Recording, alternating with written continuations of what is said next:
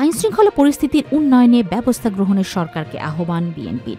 গতকাল বুধবার গোপালগঞ্জে জাতীয় নাগরিক পার্টির এনসিপির নেতাকর্মীদের লক্ষ্য করে হামলা করলে সৃষ্ট পরিস্থিতি নিয়ন্ত্রণে বাংলাদেশের অন্তর্বর্তী সরকার ব্যর্থ হয়েছে বলে অভিযোগ তুলেছে অন্যতম রাজনৈতিক দল বিএনপি। আইনশৃঙ্খলা পরিস্থিতির উন্নয়নের জন্য অতি দ্রুত সকল প্রকার ব্যবস্থা গ্রহণের জন্য সরকারকে আহ্বান জানিয়েছে বিএনপি। বুধবার রাতে দলটির ভারপ্রাপ্ত চেয়ারম্যান তারেক রহমানের সভাপতিত্বে স্থায়ী কমিটির এক সভায় এ বিষয়ে আলোচনা হয় বলে এক বিবৃতিতে জানানো হয়। এতে বলা হয়, গোপালগঞ্জের জাতীয় নাগরিক পার্টির সভায় আওয়ামী লীগের দুর্বৃত্ত ও সমর্থকদের হামলায় 4 জন নিহত হওয়ায় গভীর নিন্দা ও ক্ষোভ প্রকাশ করেছে বিএনপি। এই ঘটনাকে গণতান্ত্রিক প্রক্রিয়াকে ব্যাহত করার নীল নকশা বলে মনে করছে দলটি। পরিস্থিতি নিয়ন্ত্রণে রাখতে সরকারের ব্যর্থতা সমালোচনা করে বিএনপি।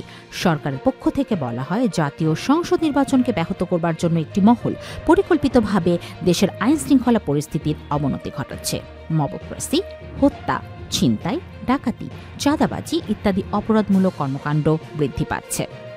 এ ব্যাপারে সরকারের সংশ্লিষ্ট বিভাগগুলোর অযোগ্যতা এবং নির্লিপ্ততা পরিস্থিতিকে আরও অবনতির দিকে নিয়ে যাচ্ছে। অবিলম্বে অপরাধীদের গ্রেফতার করে আইনের আওতায় আনার জন্য সরকারের প্রতি আহ্বান জানায় বিএনপি।